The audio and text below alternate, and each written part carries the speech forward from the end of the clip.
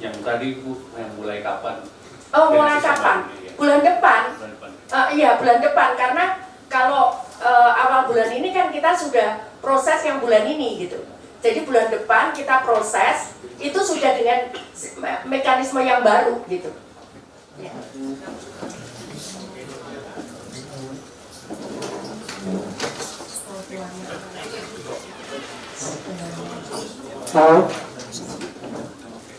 Assalamualaikum warahmatullahi wabarakatuh.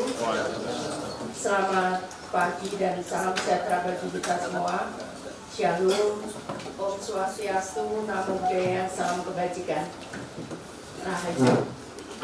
Yang saya hormati Bapak Ibu sekalian, dari LAN, dari Ombudsman, dari Satgasus, dan dari KPK, dan dari teman-teman udah tadi LAN sudah saya sebutkan, dari pemerintah daerah semuanya se-Indonesia yang saat ini mengikuti kegiatan pada hari ini, dan rekan-rekan Kementerian Sosial serta rekan-rekan media yang saya hormati. Jadi sesuai yang diamanatkan di dalam Undang-Undang Nomor 13 Tahun 2011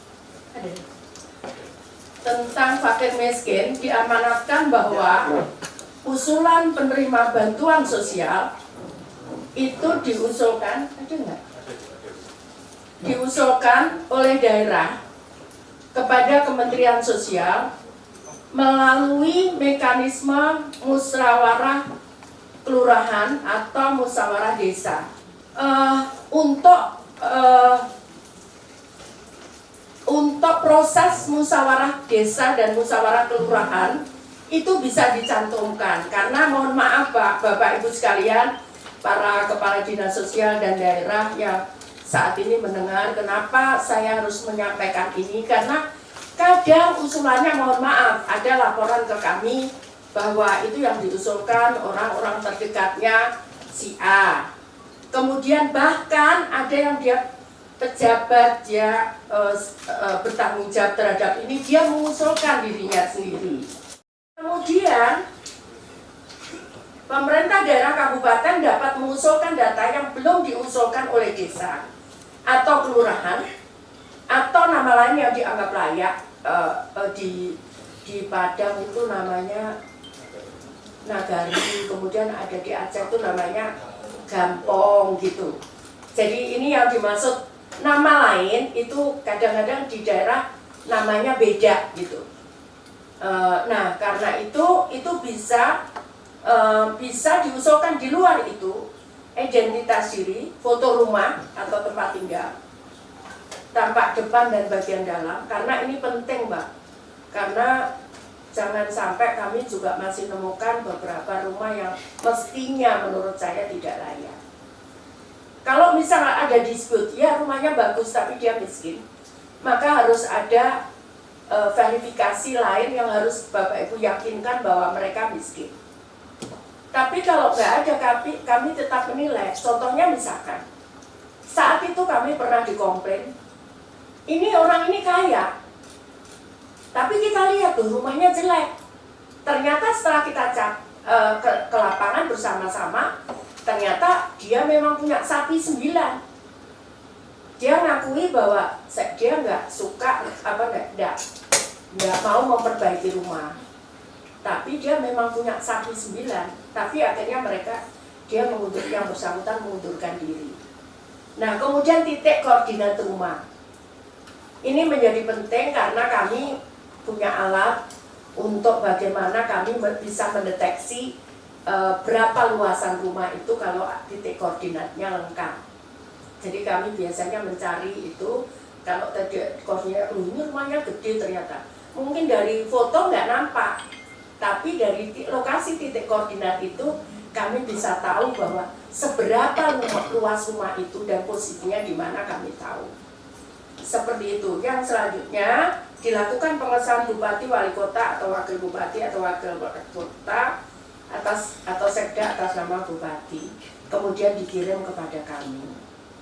Kemudian Bapak Ibu sekalian juga Jadi aplikasi ini bisa di-download lewat Play Store. Nanti mungkin Pak Kepala Pusdatin bisa menjelaskan dengan aplikasi namanya Cek Bansos.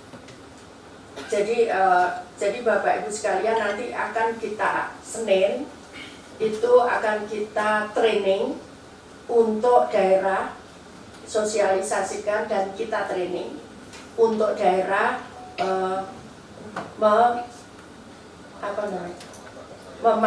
bagaimana memanfaatkan aplikasi ini.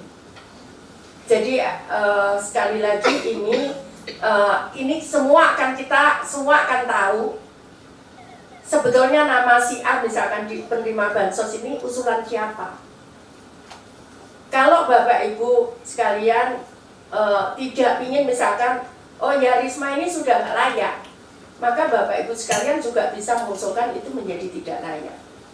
Tapi kalau misalkan mau ini layak gitu, Bapak Ibu juga bisa mengusulkan itu layak untuk menerima. Seperti itu. Jadi kira-kira seperti itu teman-teman di daerah. Saya berharap nanti, jadi sekali lagi teman-teman daerah yang sekarang masih datanya dimasukkan oleh para pendamping kami, PKH, TKSK, dan pendamping lainnya, ada Peksos, ada pendamping Resos, ada lagi Porda, macam-macam itu yang di bawah Kemensos itu tidak boleh dia menjadi pengelola data, tidak boleh. Ini yang menyarankan ini Satgasus. Jadi Satgasus itu yang menyarankan seluruh instrumen dari Kemensos tidak boleh menjadi pengolah data. Jadi ini data ini otomatis.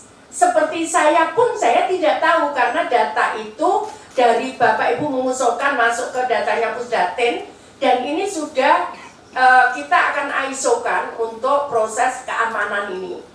Ini kemudian dari Pusdatin langsung ke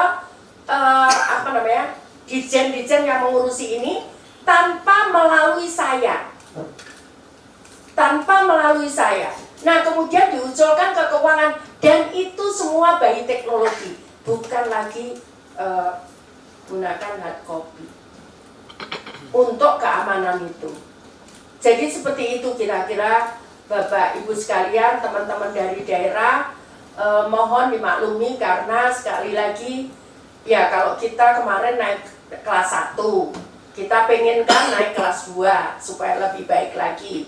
Nanti ke depan kita pengen naik kelas 3, asal itu sesuai dengan aturan dan peraturan yang ditetapkan. Jadi peraturan Kemensos 73/2024 tentang aplikasi ini itu juga saran masukan dari beberapa tadi yang saya sampaikan, KPK, BPKP, Satgasus dan Ombudsman kepada kami. Seperti itu kira-kira Bapak Ibu sekalian yang ingin saya sampaikan.